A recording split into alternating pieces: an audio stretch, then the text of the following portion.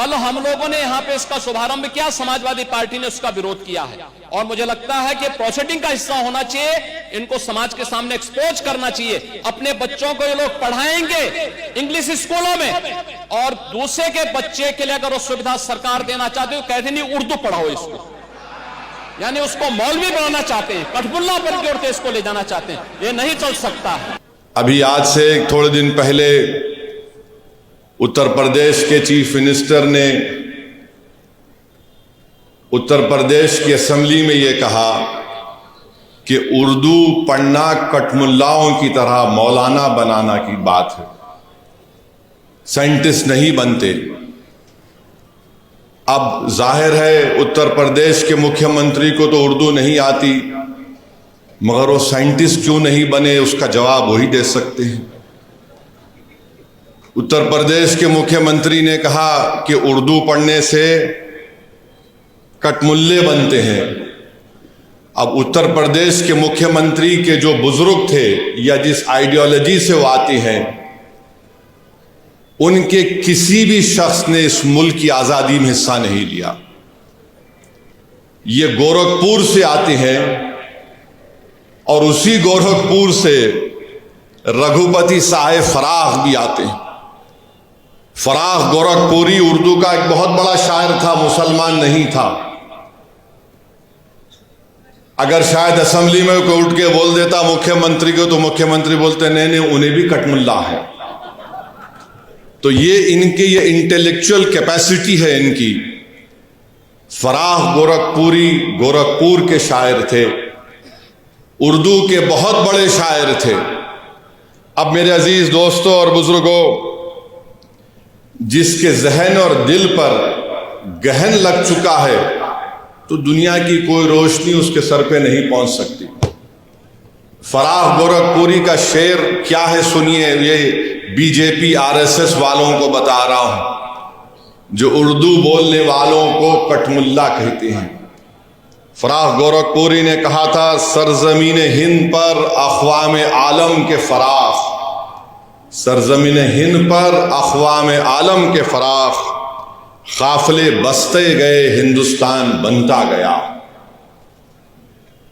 सरजमीन हिंद पर अक़वाम आलम यानी नेशंस आए इस देश में, बसते गए हिंदुस्तान बना।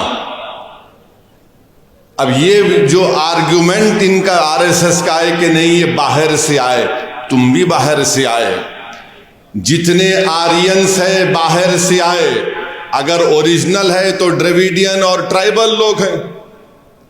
फराख गोरखपुरी ने सच्चाई को बयान कर दिया। अब इनको नफरत इतनी उर्दू से है कि इनको शायद ये भी नहीं मालूम होगा कि हसरत मोहानी ने कलकत्ता में अंग्रेज लीडर कौन था, मॉन्टेग्यू के खिलाफ हसरत मोहानी ने नारा लगाया था। क्या नारा लगाया था? इनकलाब जिंदाबाद, इनकलाब जिंदाबाद। अब शायद इनको यह भी नहीं मालूम होगा कि सुभाष चंद्र बोस, नरेंद्र मोदी उनका स्टैचू लगाए दिल्ली में। अब नरेंद्र मोदी इनको छोड़ दिए, तुम जरा ये बोलते रहो। सुभाष चंद्र बोस जो आजाद हिंद फौज बनाए थे, उसका नारा क्या था? इत्तेहाद, एतेमाद और कुर्बानी। इत्तेहाद, एतेमाद और कुर्बानी नारा था सुभाष चंद्र बोस का, नेताजी सुभाष चंद्र बोस का। इस हैदराबाद से वजीर सुल्तान, एक मशहूर फैमिली थी, उनके एक खानदान के फर्द नेताजी के साथ चले गए भारत छोड़ के। इसी मुल्क में हैदराबाद के सफरानी साहब थे, नेताजी के साथ चले गए। ये नहीं मालूम शायद मुख्यमंत्री को, तो यहां हैदराबाद से हम मुख्यमंत्री को ज्ञान दे रहे। राम प्रसाद बिस्मिल को इनको नहीं मालूम होगा, हिंदू थे। उन्होंने कहा था कि सरफरोशी की तमन्ना अब हमारे दिल में है। तो यही सरफरोशी की तमन्ना अब हमारे दिल में है कहकर भगत सिंह फांसी के फंदे पे चढ़ गए। और यही उर्दू के लफ्ज को अल्लामा काफी रहमतुल्लाह अलैह जो मुरादाबाद के थे, अंग्रेजों के खिलाफ जिहाद का फतवा दिया था मौलाना काफी ने। जब 2 दिन में अंग्रेज जज ने उनको 2 मई को ट्रायल शुरू हुआ, 4 मई को उनको फांसी की सजा दे दी गई। और मौरिख ने लिखा कि अल्लामा काफी के ऊपर इस्तरी गरम करके उनके जिस्म पर चुरके दिए जाते थे। वो अल्लामा काफी जब फांसी के फंदे की तरफ जा रहे थे तो उनके उर्दू के अशार नातिया उर्दू के अशार थे। उत्तर प्रदेश के मुख्यमंत्री, आप उत्तर प्रदेश के मुख्यमंत्री हैं, मौलाना काफी मुरादाबाद के थे। फतवा दिया अंग्रेजों के खिलाफ जिहाद का, कठमुल्ले तुम बोलते ना। क्या कहा था अल्लामा काफी ने? कोई गुल बाकी रहेगा ना चमन रह जाएगा, पर रसूल अल्लाह का दीन हसन रह जाएगा। अतलस व कम ख्वाब की पोशा पर नाजा ना हो तुम, इस तने में जान पर खाकी कफन रह जाएगा। नामे शाहाना जहां मिट जाएंगे, लेकिन यहां हशर तक नामो निशां पंजेतन रह जाएगा। ये मौलाना काफी उर्दू के नातिया कलाम पढ़ के मुख्यमंत्री फांसी पे चढ़ गए, आपको नहीं मालूम। और फिर वहीं पर जोश मलियाबादी, इनको मालूम ही नहीं, बस उर्दू से दुश्मनी है। और फिर ब्रिज नारायण चकबस, ये भी हिंदू थे मुख्यमंत्री। इन्होंने क्या लिखा? ए खाके हिंद तेरी अजमत पे क्या गुमान है, दरियाए फैज खुदरत तेरे लिए रवा है। ये ब्रिज नारायण ने लिखा उर्दू में।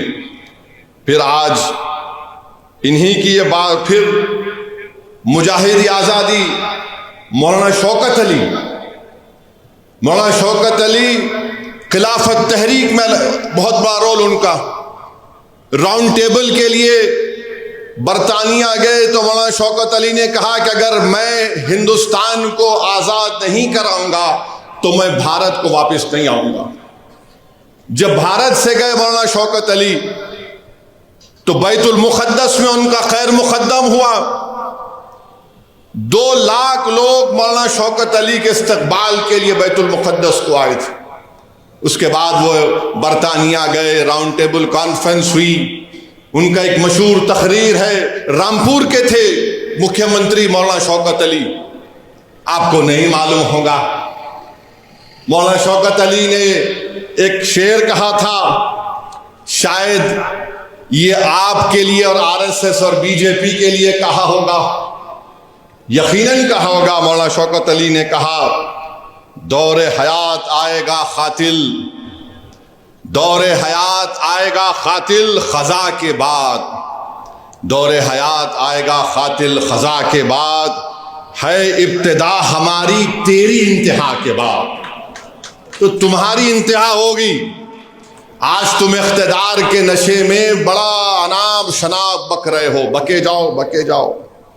मगर मेरे अजीज दोस्तों और बुजुर्गों, वतन अजीज का हाल तो ये है कि जोश ने सही कहा था, वो आज के इस दौर के लिए भी मुनासिब है। जोश ने लिखा था, ऐ हम नफस फसाने हिंदुस्तान ना पूछ, ऐ हम नफस फसाने हिंदुस्तान ना पूछ, अपना गला खरोशे तरन्नुम से फट गया, अपना गला खरोशे तरन्नुम से फट गया, तलवार से बचा तो रगे गुल से कट गया। ये जोश ने कहा था, जो आज हमारे मौजूदा मुल्क के हालात पर सही तरीके से उतरता है।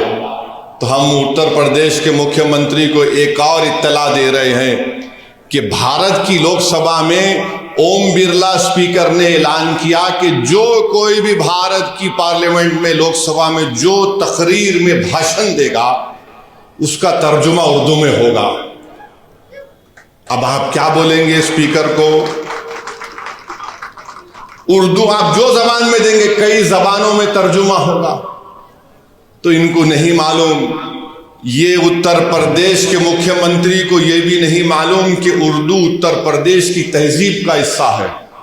ये उत्तर प्रदेश और आरएसएस बीजेपी के लोगों को नहीं मालूम कि उर्दू को कॉन्स्टिट्यूशन का प्रोटेक्शन है, आइन की हिफाजत उसको मिलती है दीगर जबानों की तरह।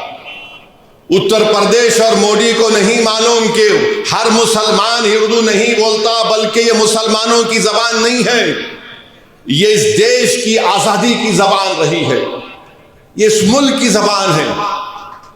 अब आप चले जाइए, नवायत मुसलमान है, कर्नाटका में उर्दू नहीं बोलते, कम बोलते। केरला चले जाइए, मोपिला अलग जबान बोलते, मलयाली बोलते। तमिल लोग तमिल बोलते मुसलमान। कर्नाटका के इंटीरियर में चले जाइए, कन्नड़ी बोलते हैं। महाराष्ट्र में जाइए, वो उर्दू भी बोलते, मराठी भी बोलते। गुजरात के मुसलमान हैं, गुजराती भी बोलते, उर्दू भी बोल देते। अरे इस देश की खूबसूरती ये है,